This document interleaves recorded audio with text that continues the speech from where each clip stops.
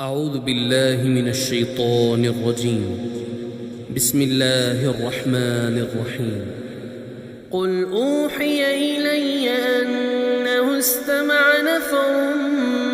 من الجن فقالوا إنا سمعنا قرآنا عجبا يهدي إلى الرشد فآمنا به ولن نشرك بربنا أحدا وأنه تعالى جد ربنا ما اتخذ صاحبة ولا ولدا وأنه كان يقول سفيهنا على الله شططا وأنا ظننا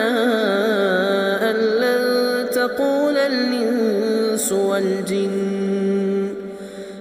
لن تقول الإنس والجن على الله كذبا وأنه كان رجال من الإنس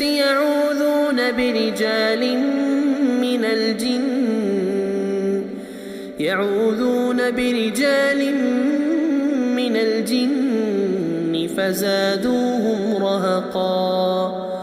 وأنهم ظنوا كما ظننتم أن لن يبعث الله أحدا وأنا لمسنا السماء فوجدناها ملئت حرسا شديدا وشهبا وأنا كنا نقعد منها مقاعد للسمع فمن يستمع الآن يجد له شهابا رصدا وأنا لا ندري أشر أريد بمن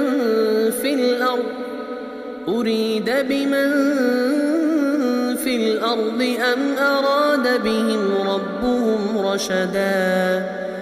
وأنا منا الصالحون ومنا دون ذلك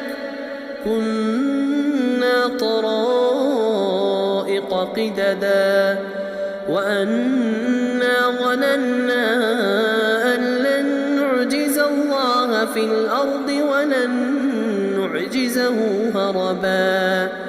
وأنا لما سمعنا الهدى آمنا به فمن يؤمن بربه فلا يخاف بخسا ولا رهقا وأنا منا المسلمون ومنا القاسطون فمن أسلم فأولئك تحروا رشدا وأما القاسطون فكانوا لجهنم حطبا وأن لو استقاموا على الطريقة لأسقيناهم ماء غدقا لنفتنهم فيه ومن يعرض عن ذكر ربه يسلكه عذابا صعدا وأن المساجد لله فلا تدعوا مع الله أحدا وأنه لما قام عبد الله يدعوه كادوا يكونون عليه لبدا قل إنما أدعو ربي ولا أشرك به أحدا قل إني لا أملك لكم ضرا ولا رشدا قل إني لن يجيرني من الله أحد ولن أجد من دونه ملتحدا إلا بلاغا من الله ورسالاته ومن يعص الله ورسوله فإن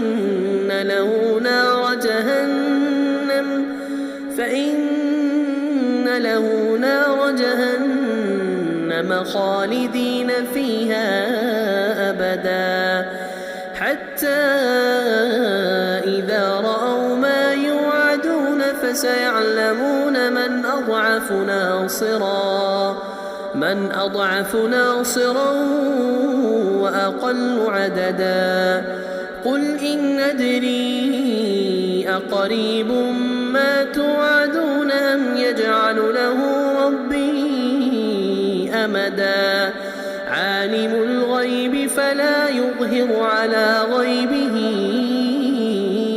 أحدا إلا من ارتضى من رسول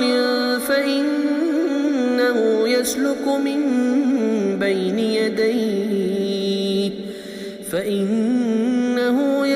من بين يديه ومن خلفه رصدا